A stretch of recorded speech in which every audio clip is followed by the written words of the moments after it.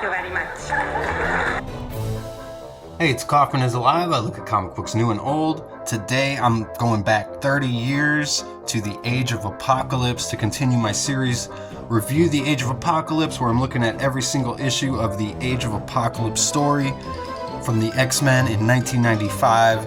So I felt like 30 years, this was the perfect time to go back and look at these. Actually, I had this idea before I saw that Marvel decided to do the Age of Revelation that they announced that's coming out this October.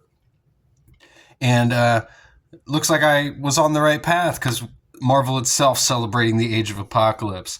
But I did the Gambit and the X-Ternals issue number 1 yesterday. Go check that issue out. Get my thoughts on the series so far as I head into issue 2. I've already covered Factor X 1 and 2, Amazing X-Men 1 and 2, Astonishing X-Men number 1 and 2, X-Men Chronicles. The only series I haven't hit yet is Generation Next, so I'll be looking at that next.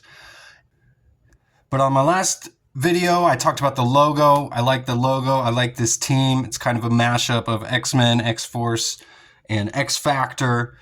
And in this issue, we're going into outer space, so this whole series covers the Age of Apocalypse outside of Earth as we head into the Shi'ar Empire, and the X-Ternals are trying to locate the M'Kraan crystal. And awesome splash pages here to open up. We get one splash page and then a double splash page. Tony Daniel is the penciler on this issue. We got Fabian Nicieza doing the writing, and Kevin Conrad doing the inks. And Chris Eliopoulos is the letter. It also says Al Milgram doing the inks and Christian as well. I'm not sure which Christian that is. Let me know in the comments if you know. So it looks like we got 3 different inkers on this issue. Pretty awesome double splash page though. I talked about it in my last video. I feel like Tony Daniel's artwork really reflects the time period that he's in. Looks very Kubert-esque, almost kind of like a Jim Lee style or Brett Booth, who was aping Jim Lee a lot of the time too. I like this title logo though, where no X-Ternal has gone before. That looks really cool. So they get stopped by the Imperial Guard. Not much of a difference of the Imperial Guard in this universe and the main Marvel universe. Guido, who is a former bodyguard for Lila Shanae, who's a former rock star, he's got some pretty strong feelings for her, which Jubilee calls him out on here. And Richter's followed them through the portal here into outer space. And Sunspot's asking Gambit how we're going to get out of this. He says, same way we always do, run. And then they just run from the Imperial Guard, who start chasing them here. Richter gives up, though, so he just stays put. These are some pretty awesome pages, though. Both this issue and the last one are just chock full of action. So if you're looking for good action comics, these are definitely ones to pick up. Very wordy, though, as I mentioned before. So Guido, strong guy here, he's able to punch Gladiator, give them some bit of a respite from these guys, and they head off into this forest to try to escape. But then they get caught by these giant vines who are actually this character here named Cecil. And they capture the X-Ternals here, while the rest of the Imperial Guard have captured Richter. But Richter's planning to make a deal with them. He says he can track the X-Ternals. He's got a tracking device on them. And then we start to learn that the M'Kraan crystal is like destroying the universe, and this planet that they're on is the next planet that's going to get destroyed.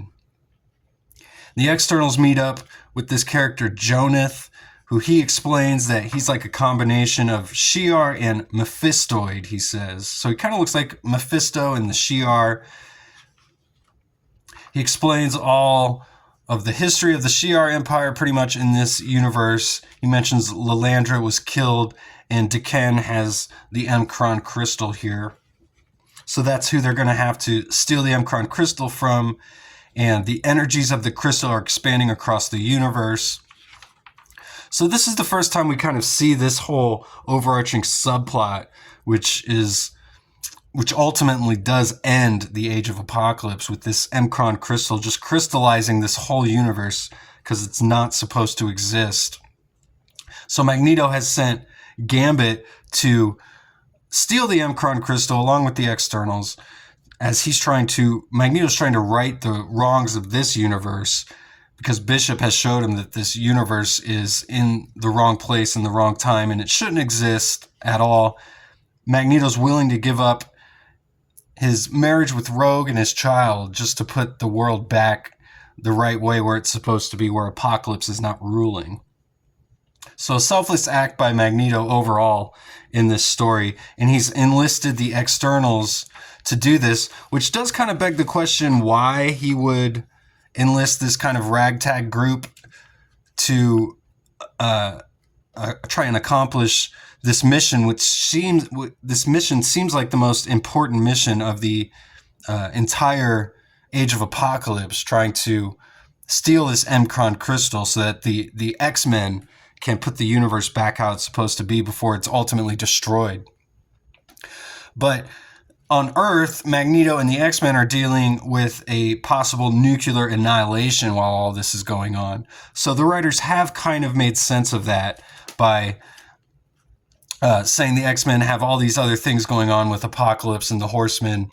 And so Magneto has kind of had to go out of his comfort zone and enlist Gambit's help here in this issue. And we saw Jubilee really giving it to Gambit here, saying, "Remy, what the bejubies have you gotten us into?" Again, not the best scripting by Fabian Nicieza during this run, but she says, "We're going to die out here just because you're so guilty about the problems you and Magneto had in the past that you got to go and do whatever he tells you, even if it's going to get us killed." So this is a cool page. I really like this. Looks like some Jim Lee stuff again. But I asked on my last video, let me know what happened to Tony Daniel. I'd really like to know, was he just kind of a flash in the pan? Because he's not a name you really hear about ever. Not a name I've really recognized until recently, honestly, till I noticed he's on a couple of these mid-90s books. So I don't really know his career history at all. But here we start to see the crystals for the first time kind of overtake everything. They overtake Jubilee and Sunspot here. And we think it's the end of them, but they actually get teleported away just in time by the Starjammers. We get a pretty awesome splash page with Deathbird leading the Starjammers here instead of Corsair, so that's a big change. But mostly the same team. And this feels like the end of the book, but it's actually not. There's a few more pages left here. So they're going to go try and find the crystal as it takes over this entire planet that they were just on. And then, much like this first issue, there's kind of a page at the very end that just seems like he's drawing the main characters here, like just striking a pose for no real reason. As they just kind of exposit. But the cool drawing of Gambit. I wish we'd get more Gambit in this series, to be honest with you. I like his design and his look. I like he's got kind of a creepy look to him. Kind of a sleazy look. I love the hair.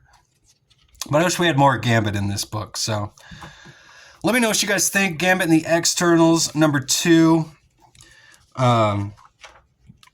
Not as great as some of the other series.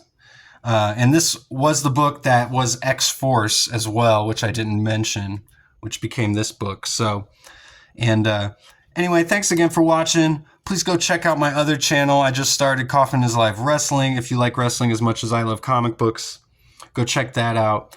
Please subscribe to my channel here as well if you haven't yet. And like the video if you've made it this far.